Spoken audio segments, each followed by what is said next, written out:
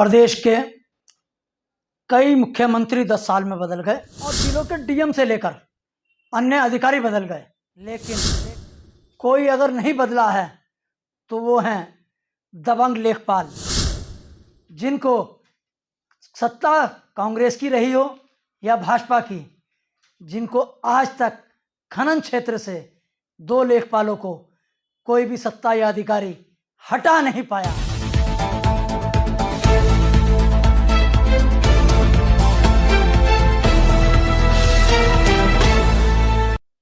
नमस्कार, आज बात होगी उत्तराखंड की, और उत्तराखंड के में भी एक छोटे से, जिनको कहा जाता है लेखपाल, पटवारी, उनकी।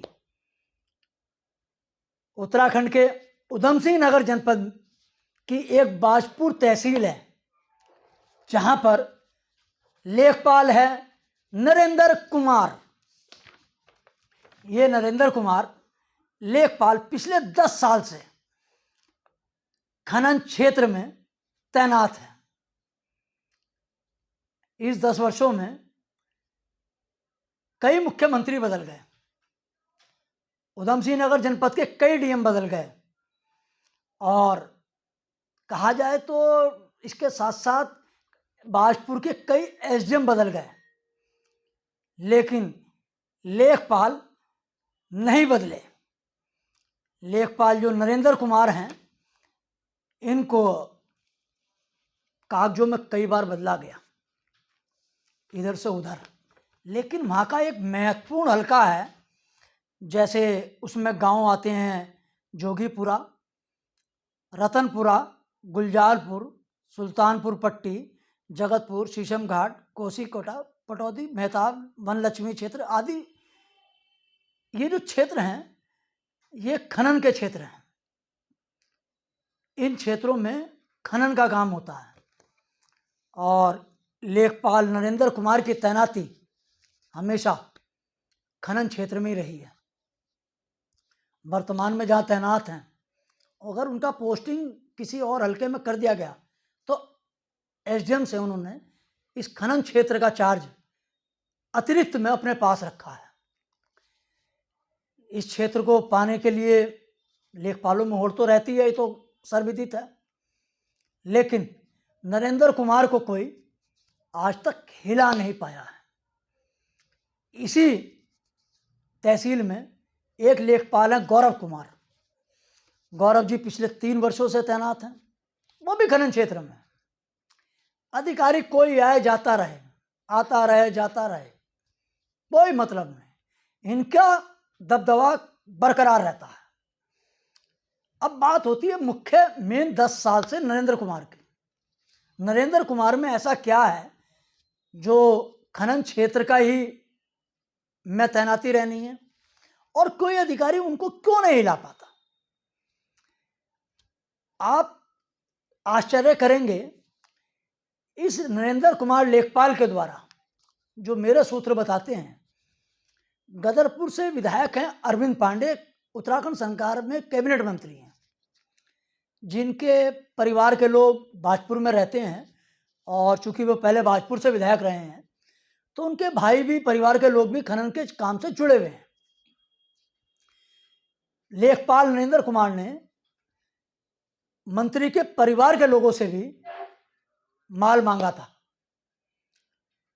तो मंत्री के भाइयों ने तो मंत्री जी को नहीं बताया, लेकिन किसी सूत्र के माध्यम से मंत्री जी को यह बात अरविंद पांडे जी की जानकारी में आ गई कि लेखपाल उनके परिवार के सदस्यों को भी नहीं छोड़ा।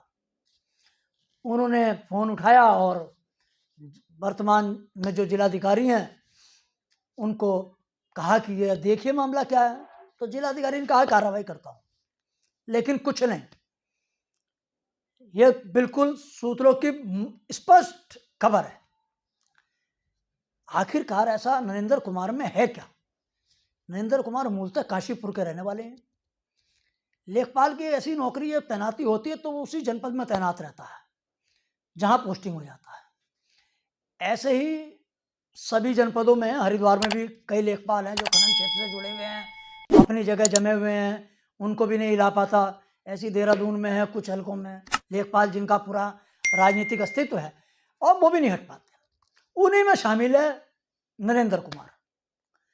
नरेंद्र कुमार की कारगुजारी तो बाजपुर में से लेकर पूरे जनपद में सबको नीचे से लेकर ऊपर तक मालूम है।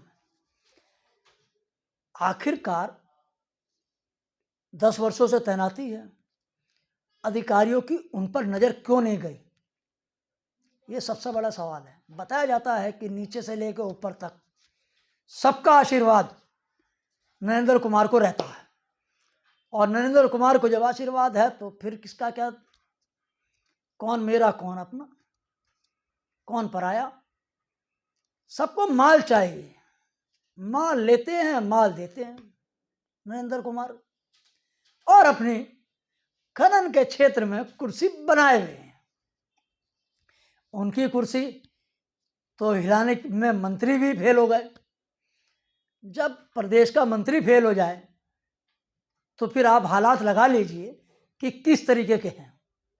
इस संबंध में जिलाधिकारी युगल किशोर पंत से संपर्क करने का प्रयास किया गया कि उनका कुछ कहना है तो बात हो जाए, लेकिन दुर्भाग्य से उनसे बातचीत नहीं हो पाई, चूँकि वो प्रधानमंत्री की रैलियों को लेकर और चुनाव आयोग की टीमों को लेकर उसमें व्यस्त हैं, लगातार बैठकों में हैं, तो इसलिए उनसे बात ही नहीं पाई, उनका पक्ष ही नहीं मिल पाया। चूँकि सरकारी अधिकारी का पक्ष बहुत जरूरी है, लेकिन सवाल उठता है कि उत्तराखंड के अंदर 10 साल में 5 साल कांग्रेस सरकार में 2 मुख्यमंत्री बदले, 5 साल से अब भाजपा की सरकार है, इसमें 3 मुख्यमंत्री हो गए, तो 5 तो मुख्यमंत्री बदल गए।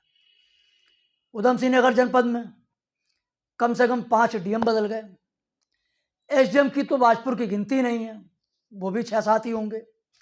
डीएम बदलना, सीएम बदलना, एसडीएम का बदलना, लेकिन लेखपाल का अपनी कुर्सी पर बरकरार रहना बहुत बड़े सवाल खड़ा करता है। अब प्रशासनिक अमले से लेकर अफसरों से लेकर जिसे कहा जाए, और अगर सत्ता के ऊपर शीर्ष तक का आशीर्वाद हो तो यही कहा जाएगा लेखपाल दबंग है और सरकार बौनी है। आपको वीडियो कैसा लगा? इसको आप अगर अच्छा लगा है तो आप कमेंट सेक्शन में जाकर अपने विचार व्यक्त कर सकते हैं, और इस चैनल को सब्सक्राइब करते हुए बेल आइकन का बटन दबाकर आज़ाद पत्रकारिता को सहयोग देकर हमको निष्पक्षता के साथ आगे बढ़ने के लिए प्रेरणा दे सकते हैं। बहुत बहुत धन्यवाद।